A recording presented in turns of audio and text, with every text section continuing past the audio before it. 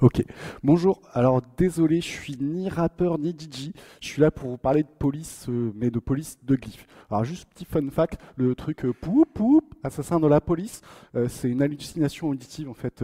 KRS-One il dit boop boop, that's the sound of the police. Bref. Je m'appelle François-Xavier Lair, j'ai la chance de travailler dans l'équipe accessibilité de OnePoint. Donc je fais des audits RGA, je fais de l'aide à la mise en conformité, des formations, de l'intégration, bref. Les polices d'icônes, ou polices de glyphes.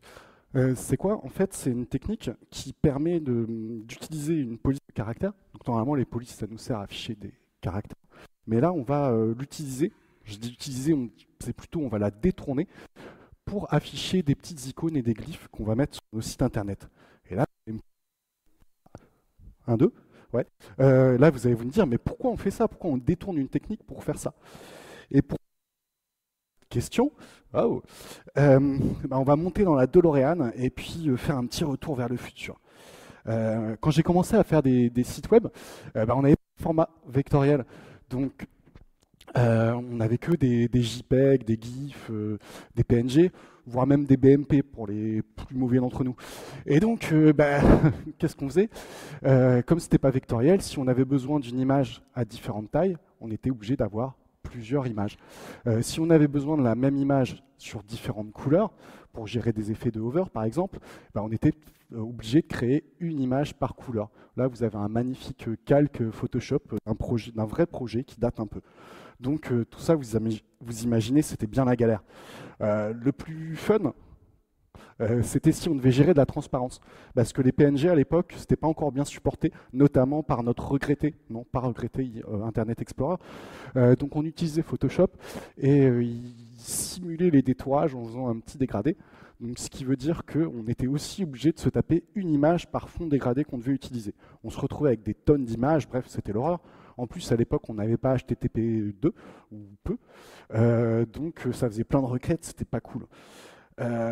On n'avait pas de PNG, mais on avait des idées. Du coup, on utilisait des sprites d'images. Alors, les sprites d'images, rien à voir avec la boisson à bulle, là. C'était quoi? Alors, je vous ai mis des exemples de petits sites, vous connaissez peut-être de l'époque, en fait. C'est tiré d'un article d'Alsa Création. Donc, qu'est-ce qu'on faisait? On mettait toutes les images dont on avait besoin sur une seule grosse image, qu'on mettait en background position d'un bloc avec la taille de l'image à afficher. Et après, on décalait avec background position pour afficher juste l'image dont on avait besoin. Génial, non? Mais en fait, non, pas si génial, parce que imaginons, je veux changer cette image-là et que la nouvelle image est plus grande. Et ben, du coup, tout le reste, ça se décalait et ça décalait toutes les positions dans les CSS. C'était, bref, l'horreur. Alors, certains diront qu'il y avait des outils pour faire ça, mais bref, c'était la galère. Donc du coup, en 2013, quand le support quand les glyphes, les polices d'icônes sont arrivés, ça a été tel Superman, quoi. On était tellement dans la panacée que c'était génial, quoi. On avait un seul fichier à charger nativement, pas de sprite à gérer. On avait des formats vectoriels et en plus, on pouvait gérer tout ça avec du CSS pour gérer la taille et la couleur. Donc, ce qui fait que c'était tellement génial que ce trick de 2013, ça reste encore très souvent la norme sur les projets. Sauf que moi, je vous pose la question, les polices de glyphes, c'est Superman ou c'est Homelander, pour ceux qui ont la ref? Parce qu'en fait, les polices de glyphes, ça pose plein de problèmes. Premier problème, vous pouvez tester ça sur le site de Touraine département, puisqu'on est à Tours. Il vous suffit, dans vos options de navigateur, de simuler une connexion lente, ou juste si vous avez une connexion pourrie sur votre smartphone. Et vous allez voir, là, il y a plein de petits artefacts, là. Mais qu'est-ce qui se passe en fait? Là, qu'est-ce qui se passe? Le site il utilise des polices de glyphes, sauf que comme le réseau est bas, il n'a pas encore la fonte. Donc il utilise une fonte par défaut, sauf que dans la fonte par défaut, il n'y a pas toutes les belles petites glyphes que vous avez dans votre police d'icône. Donc il met des trucs par défaut qui sont tout moches. Bon, ça peut se corriger, il suffit de rajouter une propriété font display block qui va empêcher le navigateur de charger une fonte par défaut. Autre problème, c'est que les polices de texte, c'est du texte. Et donc le navigateur, il va traiter ça comme du texte, puisque c'est du texte. Et donc, il va appliquer tout ce qui est font size, letter spacing, line height. Et ça, ça va complexifier, ça va compliquer l'intégration des fontes et surtout, ça va rendre leur consistance moins bonne entre les différentes configurations et, des utilisateurs. Plus gênant encore, ça va poser des problèmes d'accessibilité. Si on utilise des polices de fonte par défaut, souvent l'implémentation proposée, c'est comme ça, et ça utilise des pseudo-éléments pour afficher les glyphes avec une clé. Sauf qu'en fait, la clé du symbole Unicode, là, si elle est... si elle n'est pas dans la private use area des polices de fonte, elle va être vocalisée par les lecteurs d'écran. Et donc là, la description du symbole Unicode F165, que j'ai pris vraiment par hasard, le pouce vers le bas, c'est lettres minuscules, grec, oméga, esprit rude et accent aigu. Alors c'est rigolo, ça fait un peu nom de chef indien, mais sauf que c'est pas du tout ça qu'on veut passer comme information, donc ça pose des problèmes d'accessibilité. Autre problème aussi, alors juste petit rappel, la balise I, ça ne veut pas dire icône. La balise I, c'est un élément qui représente un morceau de texte qui se différencie du contexte, tel qu'un changement de langue. Donc faire ça, c'est un détournement sémantique de balise, et ça peut être sanctionné par le critère 8.9 du RGA si vous tombez sur un auditeur pointilleux. Alors spoiler, je suis un auditeur pointilleux. Alors ça aussi, ça se corrige. Il suffit d'utiliser un span qui est une balise sans valeur sémantique à la place du i et de rajouter un attribut hidden égale true pour cacher l'image au lecteur d'écran. Alors ça marche pour les icônes de décoration. Petit aparté sur les icônes de décoration. Une icône ou une image de décoration, c'est quoi? C'est une image qui est là pour faire joli. J'ai pas besoin de dire balance, une offre équilibrée, ou j'ai pas besoin de dire petite feuille, une offre neutre en CO2. C'est pareil, j'ai pas besoin de répéter, de dire caddie de course, panier. En fait, l'image elle est là pour faire joli, on s'en fout. À l'inverse, si je reprends le même menu, sans les labels, ben là il n'y a que l'image qui porte l'information. Donc je suis obligé de donner l'information aux utilisateurs de lecteur d'écran, sinon ils ne vont pas savoir que là c'est mon panier. Donc ça, je peux faire ça en rajoutant un texte qui est caché à l'écran, mais qui est exposé aux utilisateurs de technologies d'assistance via une classe Visually Hidden. Alors il y a une autre technique qui consiste à utiliser des ligatures. C'est Google qui fait ça. Ils se sont dit les développeurs ils oublient de mettre des alternatives. Comme ça on est sûr qu'ils en mettent. Le problème c'est que déjà comme on l'a vu, la plupart des images elles sont là pour faire de la déco, donc elles n'ont pas besoin d'alternatives. L'autre souci, c'est qu'en fait, l'information qu'on veut passer, c'est pas la description de l'image, c'est ce qu'elle représente. Donc l'information qu'on veut passer, c'est pas star ou étoile, c'est favori. Donc ça marche pas. Et pour peu que vous ayez un site internationalisé, c'est tout pété, parce que forcément, il faudrait faire une police par langue. Donc bref, c'est l'horreur. Dernier problème, les problèmes de poids.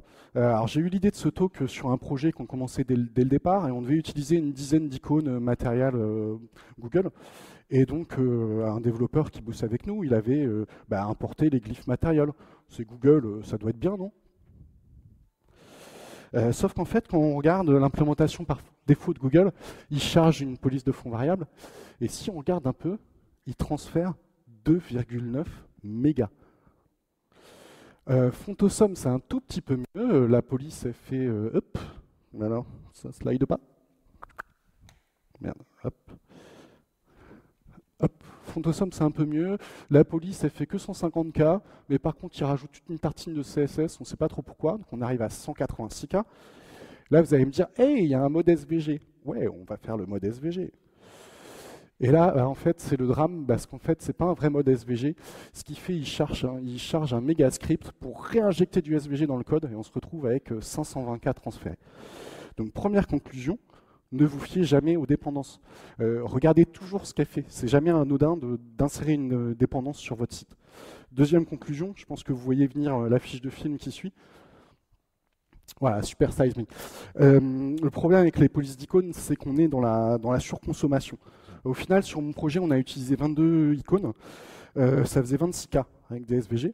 Alors qu'au mieux, on avait 190K, soit 9 fois plus. Au pire, on avait 110 fois plus en utilisant les fontes globales. Vous n'aurez jamais besoin des 3061 icônes sur votre projet, ni des 1386 icônes de font awesome. Surtout le petit caca ou le bong, sauf si vous êtes sur un projet de site illégal, mais bon. Voilà, alors, il y a une façon de régler les problèmes de surpoids, c'est de créer des polices custom. Donc ça, c'est cool, on sélectionne uniquement les icônes dont on a besoin. Donc vous allez me dire, ouais, génial, on a réglé le problème. C'est vrai si vous êtes sur un petit site avec un périmètre bien restreint qui ne bouge pas. Sinon, dans la vraie vie, sur des gros sites qui bougent, vous allez rajouter des icônes au fur et à mesure, jusqu'à en arriver au point où vous ne savez plus quelles icônes sont utilisées, et vous allez vous retrouver dans les problèmes, soit des problèmes de maintenance, soit dans les problèmes de surpoids. Bref, entre les problèmes de style, d'accessibilité, de poids, les polices d'icônes, ça m'a foutu la haine. Donc, vous êtes d'accord? Est-ce qu'ensemble, on peut pip la police? Alors, pourquoi on utilisait les polices d'icônes? Parce qu'on n'avait pas de format vectoriel. Sauf que SVG, maintenant, ça fait un bout de temps qu'on peut l'utiliser dans les apps, notamment depuis qu'IE est mort. SVG, le retour de Superman, spoiler, yes. Première façon d'utiliser SVG, ça va être tout simplement avec une bonne vieille balise image. Donc là, c'est bien, mais ça va être limité à que quelques cas, parce qu'on ne va pas pouvoir gérer la couleur du picto. Donc pour un logo qu'on veut afficher, là comme j'ai sur mes slides, ça marche bien, c'est suffisant, mais voilà. Deuxième technique, ça va être de mettre les SVG en inline directement dans le code. Et là, c'est cool parce que on peut gérer la couleur avec l'attribut fill du pass. Donc là, j'ai pu passer mon petit picto en vert. Alors, il ne faut pas oublier le area hidden égale true, si c'est une image de décoration. Et aussi mettre un focusable égale false pour éviter que le focus il se perd dans le SVG dans certains cas. Et ce qui est cool, c'est que du coup, on peut gérer des icônes multicolores, comme cette belle petite bière blonde. C'est bientôt l'heure de l'apéro, merci d'être là d'ailleurs.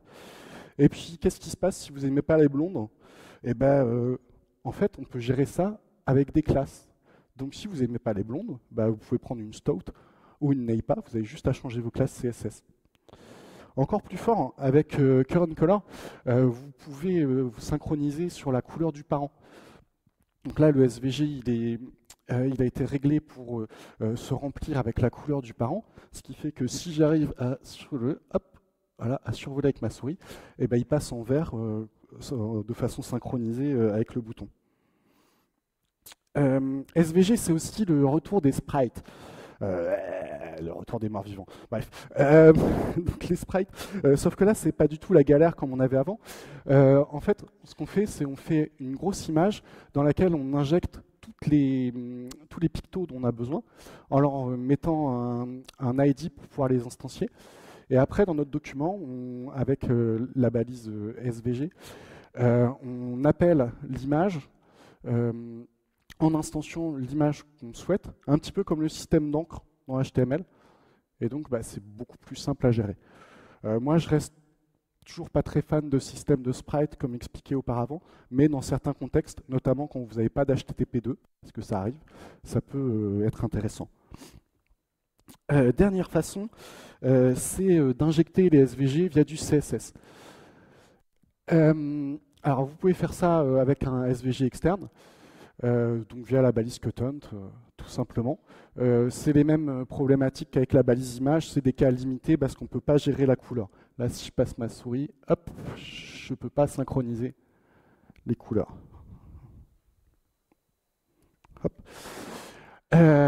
Par contre, on peut faire ça directement avec du SVG inline. Et là, c'est cool parce qu'on peut réutiliser l'attribut fill et gérer les couleurs. Alors, à noter, je ne sais pas si on le voit, il y a un moment où il fallait encoder, URL encoder les SVG quand vous les injectez comme ça. Maintenant, il n'y a plus besoin. Il y a juste besoin d'encoder le hashtag avec un %23. Dernière façon, c'est d'utiliser masque image. Ah merde, j'ai oublié un truc. Bon, je vais vous le faire avec les mains.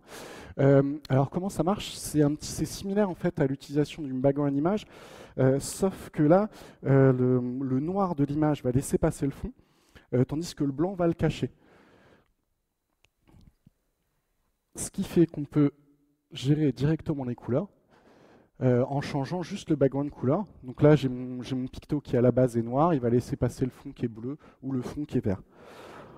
En plus, si on utilise ça avec des custom properties, on peut vraiment tout séparer, avoir un endroit où on gère nos icônes, l'autre où on les appelle, et on est dans un fonctionnement qui est complètement similaire aux polices de glyphes.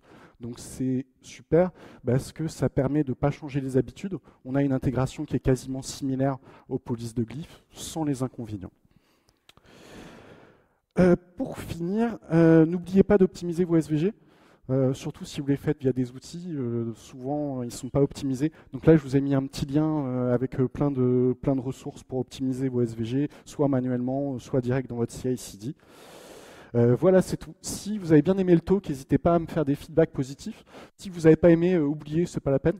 Ou parlez-en aux gens que vous aimez pas, je le referai peut-être une autre fois. Vous retrouverez mes slides sur ce QR code. Voilà, merci. Je ne sais pas si j'ai le temps de prendre des questions, ou si vous avez des questions.